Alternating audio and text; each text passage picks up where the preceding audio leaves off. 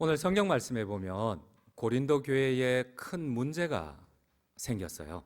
여러분, 큰 다툼과 성도들 간에 또 교육자들 간에 큰 문제와 혼란이 있었어요. 문제의 핵심은 이겁니다. 우상 제물을 먹을 수 있느냐 없느냐, 쉽게 말해서 제사 음식을 먹을 수 있느냐 없느냐. 제가 한번 여러분들에게 여쭙겠습니다. 우상 제물을 먹어도 될까요? 먹지 말아야 할까요?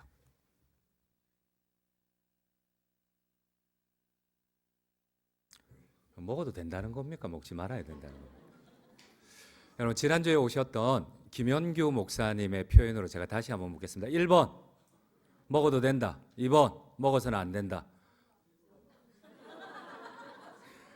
봐요, 이상한 것만 먼저 배우신다니까요. 정답은 3번 맞습니다. 3번 절대 먹어서는 안 된다. 여러분, 이 민감한 문제에 대해서 오늘 사도 바울과 교육자들이, 오늘날로 말하면 총회죠, 이 예루살렘 공의회 총회에 질문을 했습니다. 우상 제물을 먹어도 됩니까? 먹어서는 안 됩니까?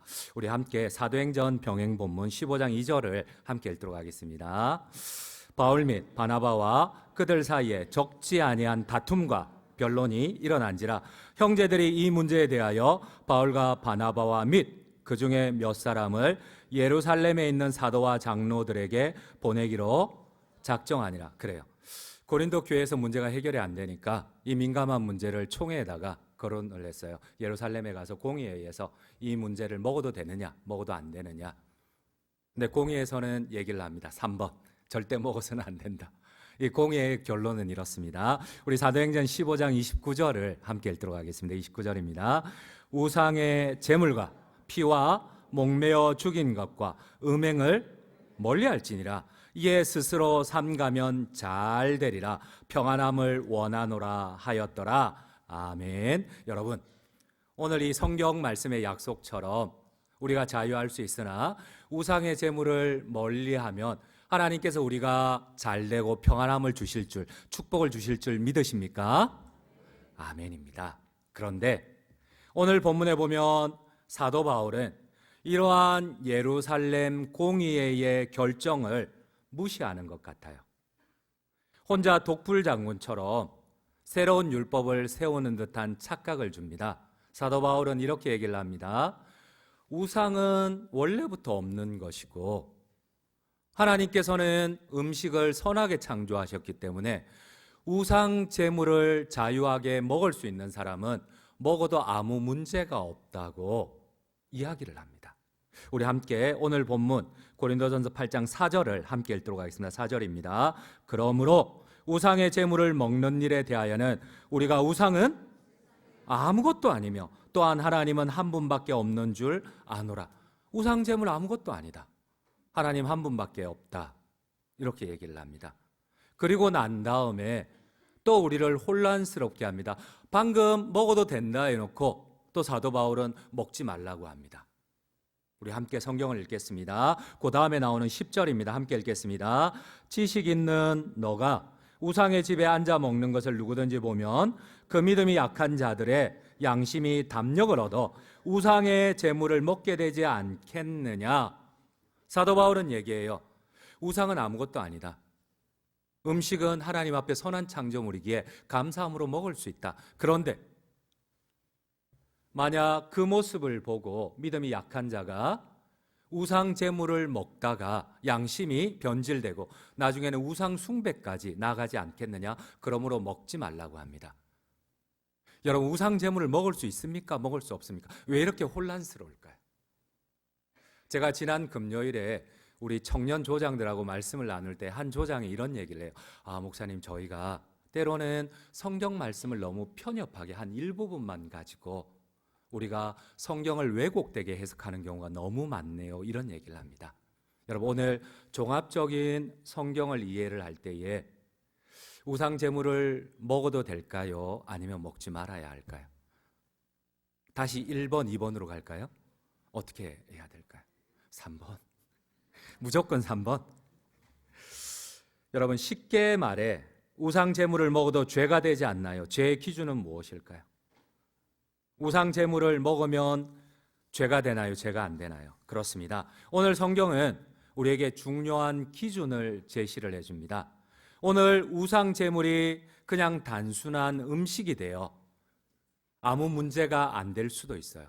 그러나 이것이 이 자유함이 오히려 우리에게 죄가 될 수 있는 기준이 있습니다. 그렇습니다.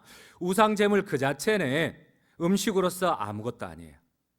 하지만 이것이 형제와 관련할 때, 공동체와 관련할 때, 특히 믿음이 연약한 형제가 이 우상 제물에 먹는 것을 보고 자기가 담력을 얻어 우상 제물을 먹을 뿐만 아니라 이 잘못된 지식으로 양심이 변질되어 우상 숭배까지 나아가면 이건 반드시 죄가 됩니다. 그럼 오늘 주님이 말씀하시는 중요한 기준이 무엇입니까? 우상 제물 그 자체가 옳고 그름의 죄의 기준이 되지 않는다는 사실이에요. 그러나 이로 말미암아 형제를 실족하게 하거나 이로 말미암아 공동체에 혼란을 가져오면 이것은 반드시 죄가 됩니다. 여러분, 오늘 우리가 착각하는 것이 무엇입니까? 우리가 일부분의 신학적인 지식을 가지고 착각하는 것이 무엇입니까? 나의 자유가 책임을 넘어 범죄가 되는 기준이 무엇입니까? 우리 한번 오늘 본문 8장 10절 11절을 함께 읽도록 하겠습니다. 10절입니다. 지식 있는 너가 우상의 집에 앉아 먹는 것을 누구든지 보면 그 믿음이 약한 자들의 양심이 담력을 얻어 우상의 제물을 먹게 되지 않겠느냐? 그러면 너의 지식으로 그 믿음이 약한 자가 멸망하나니 그는 그리스도께서 위하여 죽으신 형제라. 여러분, 오늘 주님이 우리에게 교훈해 주시는 중요한 기준이 뭐예요? 우리의 자유가 이 자유를 넘어 오히려 죄가 되는 기준이 무엇입니까? 바울은 제사 음식을 먹어도 아무 문제가 없다고 합니다. 바울은 고린도 성도들이 이미 잘 알고 있는 신학 지식을 가지고 너희들도 알고 있지 않느냐? 세상의 주는 우리 하나님 한 분밖에 없다. 너희들을 일컫는 많은 주가 있다. 하늘에 제우스가 있고 지하에 하데스가 있고 저 바다에 포세이돈도 있고 4월에 5월에 우리 마치 중추절처럼 구정 때처럼 온 신전에 제사하고 남은 것을 그 음식이 한꺼번에 이 로마의 아고라에 쏟아져 나오지 않느냐? 어떤 것은 제사 음식이고 어떤 건 제사 음식이 아닌데 그걸 구분할 필요가 있느냐? 하나님의 선한 창조물을 먹어도 아무 문제 없다. 우리 하나님 외에는 신이 없다. 너희들 잘 알고 있지 않느냐? 사도 바울은 죄를 묻지 않아요.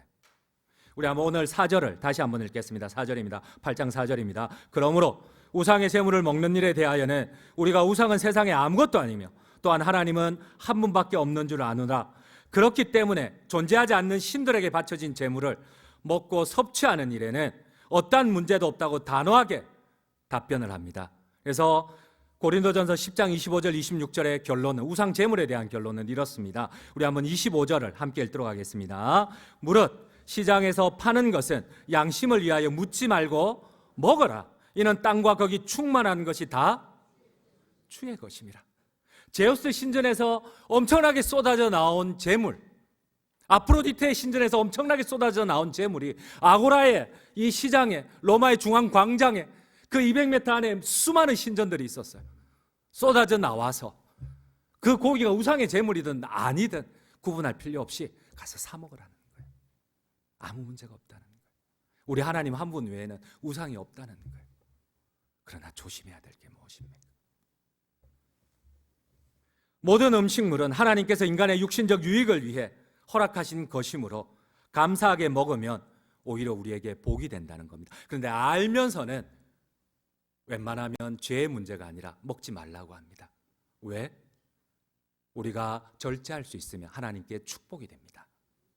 너의 영혼이 잘 되고 내가 너에게 복을 주리라. 그러나 그건 죄의 기준은 아니에요. 그러나 이것이 죄가 될 수가 있어요.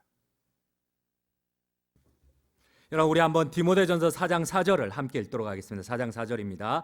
하나님께서 지으신 모든 것이 선함에 감사함으로 받으면 버릴 것이 없나니. 근데 이 왜 선한 창조물이 죄가 됩니까?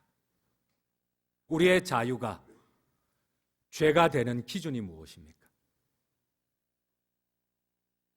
바울은 그럼에도 불구하고 우상에게 바쳐졌던 희생 제물을 먹는 것이 문제가 되는 이유를 반드시 교훈을 합니다. 그것은 바로 굳건한 믿음을 가지지 못한 형제들에게 너가 그 양심을 타락시키고 우상의 제물을 먹다가 잘못된 지식으로 말미암아 우상 숭배까지 가게 되느냐? 그러면 그 형제를 위하여 죽으신 예수 그리스도의 공로를 헛되게 만드는 것 아니냐? 그러면 반드시 주님이 죄를 묻겠다고 하십니다. 여러분, 나는 지금까지 오히려 내가 떳떳하게 신앙생활을 했던 것이 오히려 형제를 실족시키고 하나님 앞에 어마어마한 죄를 지은 것은 아닙니까? 고린도 교회는 성경 지식이 많은 자들이 오히려 교회를 나누고 공동체를 범죄케 했습니다. 오히려 믿음이 없는 성도들이 아니라 이들은 하나님을 믿으면서도 초신자들은 지금까지 자신이 살아온 배경과 우상 문화 때문에 교회에 들어온 지 얼마 안 돼요. 여기서도 상당히 많은 분들은 제사 음식을 먹으면 그 음식 가운데 귀신이 겉들고 그 귀신이 내 몸속에 들어오고 이런 성경과는 반대되는 지식을, 샤머니즘적 지식을 가진 분들이 많으세요. 근데 그분들을 사도 바울은 꼬집지 않습니다. 중요한 거는 담대한 신학 지식을 가진 오히려 믿음이 있다는 사람들을 사도 바울은 질책하고 하나님은 질책하고 계십니다. 우리 한번 오늘 본문 7절을 함께 읽도록 하겠습니다. 7절입니다. 그러나 이 지식은 모든 사람에게 있는 것은 아니므로 어떤 이들은 지금까지 우상에 대한 습관이 있어 우상의 제물로 알고 먹는 거로 그들의 양심이 약하여지고 더러워지느니라. 여러분, 우리의 자유가 죄가 될 수 있는 기준이 무엇입니까? 그렇습니다. 아직 제사 음식을 접신으로 믿는 연약한 성도들이 있기에 자유하는 것이 오히려 범죄가 된다는 거예요. 믿음이 강한 사람들이 보여주는 우상 제물에 대한 자유가 초신자들에게는 우상 음식을 먹는 것을 넘어 우상 숭배에도 아무 문제가 없다는 착각을 일으키기 때문입니다. 이것이 반복되면 초신자들의 양심은 변질이 되고 형제를 시험에 들게 하고 우상 숭배하도록 결국은 변질시키기 때문이에요. 오늘 본문의 요지가 무엇입니까? 우리 한번 오늘 본문 10절 11절을 천천히 다시 한번 읽도록 하겠습니다. 지식 있는 너가 우상의 집에 앉아 먹는 것을 누구든지 보면 그 믿음이 약한 자들의 양심이 담력을 얻어 우상의 제물을 먹게 되지 않겠느냐? 그러면 너의 지식으로 그 믿음이 약한 자가 멸망하나니 그는 그리스도께서 위하여 죽으신 형제라. 여러분, 제가 이전 교회에서 이런 것을 경험을 했어요. 나름 신학 지식이 올바르다는 중직자가 있었어요. 여러분, 한 여집사님이 자신의 남편을 구원하기 위하여서 오랜 시간 동안 기도했어요. 또 남편이 술을 정말 좋아하세요. 심지어 간경화가 되게 심각할 정도인데도 술을 끊지를 못해요.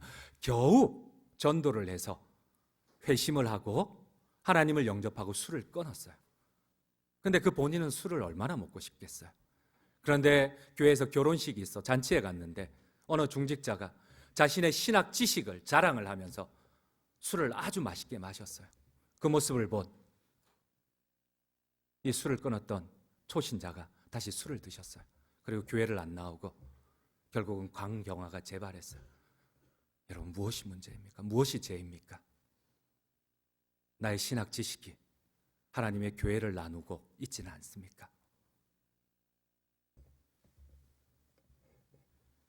사랑하는 성도님 여러분, 우상 제물을 먹는 것, 오늘 사도 바울은 음식이 아무것도 아니라고 합니다. 그러나 이것이 형제를 실족하게 하고 그 형제를 위하여 죽으신 예수 그리스도를 다시 십자가에 못 박는 경우라고 합니다. 오늘 고린도 교회의 문제는 우상 제물의 음식의 문제가 아니었습니다. 옳고 그름의 신학 지식의 문제가 아니었어요. 형제에 대한 배려와 사랑이 없는 자신의 자유에 근거한 범죄라는 사실입니다.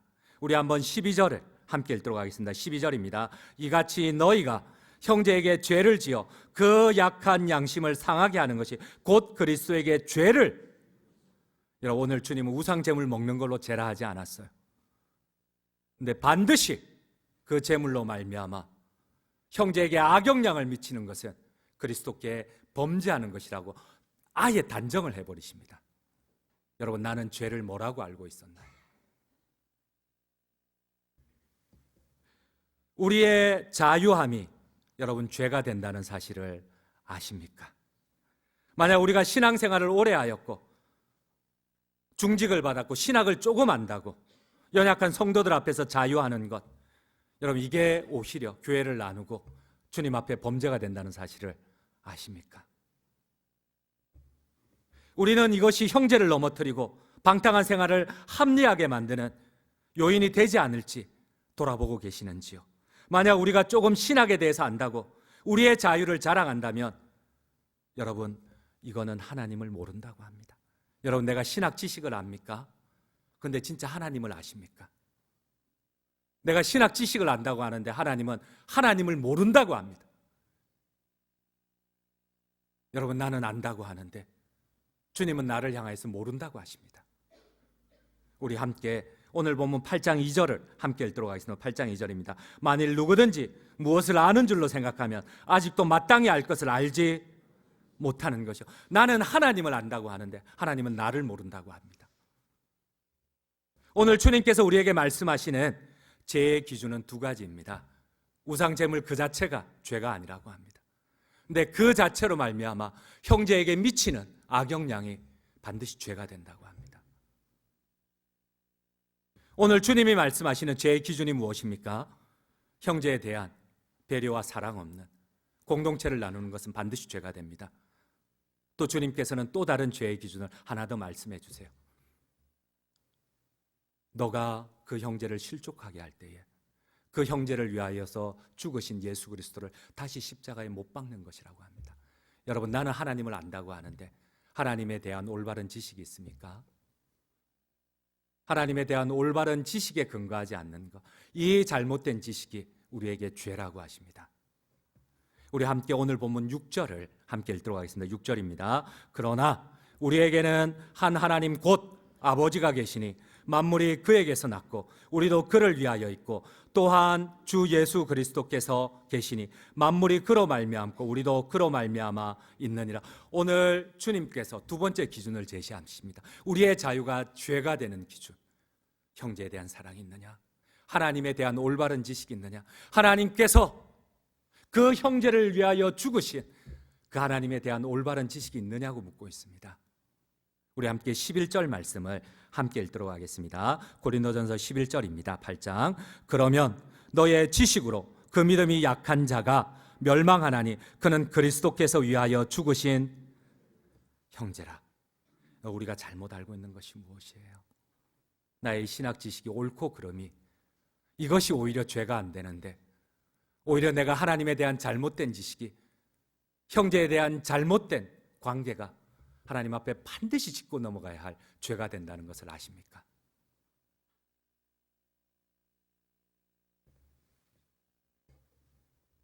우리 한번 PPT를 한번 같이 한번 보시도록 할게요. 사랑하는 성도님 여러분, 오늘 주님께서 얘기하시는 것은 하나님에 대한 바른 지식입니다. 당시에 가장 성경적인 지식이 많다는 사람들입니다. 가장 하나님에 대해서 잘 안다는 사람입니다. 하루에 3번씩 성전에 기도하러 올라갔던 사람들입니다. 일주일에 이틀씩 절대 금식, 물도 한 모금 먹지 않았던 사람들입니다. 근데 그들이 주님을 죽이십니다. 그들이 자신들의 지식으로, 신학 지식으로 주님을 십자가에 매달아 죽입니다.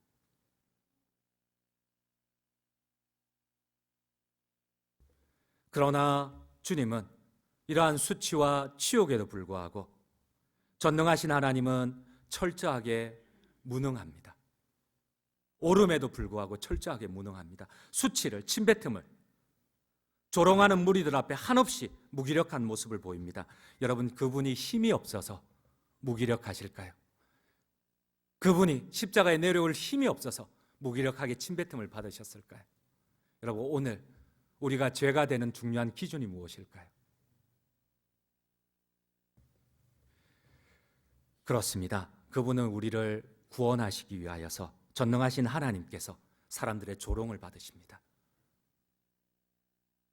전능하신 하나님께서 사람들에게 침뱉음을 받으십니다. 여러분, 그 하나님에 대한 지식이 있으신가요? 그 하나님을 바르게 알고 계신가요? 아니면 나의 자랑스러운 이 지식으로 우리 주님을 다시 한번 십자가에 못 박아 버리시는 건가요? 나는 여전히 옳다고 생각하며 끝없이 나의 자유만을 부르짖으며 주님의 교회를 고통스럽게 하십니까? 아니면 내가 옳지만 잘 알지만 주님의 교회를 세우기 위하여 오히려 수치를 당하신 그 주님을 따라 인내하고 참고 계십니까? 결론을 맺도록 하겠습니다. 한 여성이 공항에서 비행기를 기다리고 있었습니다. 지난주에 김현규 목사님이 이렇게 책을 한두 권 주시고 가셨어요. 본인의 예화집인데 저도 그 가운데 읽다가 오늘 성경하고 너무 잘 어울리는 교훈이 하나 있어서 제가 도움을 받아 한번 소개하려고 합니다. 긴 웨이팅 시간 때문에 이 여성은 그 공항에서 유명한 가자점에서 쿠키를 사고 또 서점에서 자기가 좋아하는 책도 한 권 샀어요. 웨이팅 시간 동안 그녀는 자리를 잡고 쿠키를 꺼내놓고 이 쿠키를 먹으면서 책을 읽고 행복하게 있었는데 옆에 그때 한참 바로 그때에 한 남성이 그 옆에 자리에 앉는 거예요.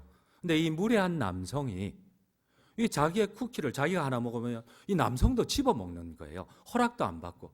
괘씸하지 않아요? 여러분 무례하지 않아요? 그래서 째려도 봤는데도 계속 자기가 하나 먹으면 이 남성도 하나 꺼내 먹는 거예요. 너무 화가 났어요. 이제 마지막 쿠키가 하나밖에 남지 않았어요. 이 여성이 갈등을 합니다. 설마 이렇게 무례한 남자가 마지막 쿠키까지 먹겠어? 기다리고 있었어요. 여러분 이 남성이 마지막 쿠키 한 조각까지 집었을까요? 집지 않았을까요? 1번 집었다, 2번 집지 않았다. 정답은?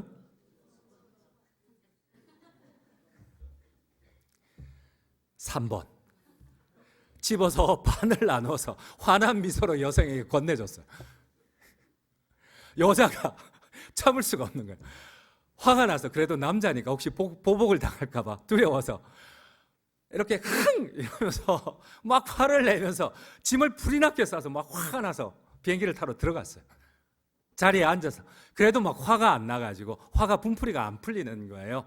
막 아까 막 집어넣었던 책을 꺼내고 막 가방을 열고 책을 꺼내도 보니까 여러분 그 가방 안에 아까 샀던 쿠키가 그대로 한 봉지가 들어있는 거예요. 여러분 이 여자는 그 남자의 쿠키를 먹고 있었어요. 사랑하는 성도님 여러분, 세상에는 해가 두 개가 있다고 합니다. 오해와 이해라고 합니다. 비록 경위가 어떠하든지 그 여자는 자신은 충분히 옳았음에도 오해하였고 오히려 그녀가 혐오하였던 무례한이라고 손가락질하였던 그 남자는 이해하였습니다. 여성은 자신이 옳다 생각하기에 자신의 실수를 돌아볼 겨를이 전혀 없었어요. 그는 오히려 참된 지식을 가지고 있다고 했지만 오히려 하나님에 대해서 알지 못했어요. 하지만 남성은 자신이 옳음에도 불구하고 끝까지 이해하고자 노력하고 마지막까지 그 쿠키를 나누어서 건네주었어요. 마지막 남은 쿠키까지 반으로 쪼개어 미소와 함께 건네주던 그 남자의 마음이 마치 오해와 수치를 당하면서까지 죄인을 구원하시려던 전능하신 하나님을 닮은 것은 아닌지요. 사순절 세 번째 주일을 지나고 있습니다. 사랑하는 성도님 여러분, 나는 끝까지 잘한다고 오해를 만드는 사람입니까? 아니면 옳음에도 불구하고 주님 걸어가신 그 십자가의 길을 걷는 이해의 사람입니까? 내가 옳기에 내가 맞다고 끝까지 생각하기에 오히려 하나님의 뜻을 어기면서 고린도 교회 성도들처럼 주님의 몸된 교회를 나누었던 사람들입니까? 그러나 비록 옳지만은 내가 맞지만은 그럼에도 교회를 위하여 형제를 위하여 주님 걸어가신 그 십자가의 길을 참고 양보하는 이해의 사람입니까? 그러므로 옳은 사람이라고 생각하며 끝까지 공동체를 오해하게 만드는 사람이 아니라 주님의 마음을 이해하는 사람이 되어 인내와 양보, 형제 사랑으로 주님의 몸된 교회를 하나 되게 하고 세우시는 우리 참된 장전중앙 성도님들 되시기를 간절히 주님의 이름으로 축원드립니다.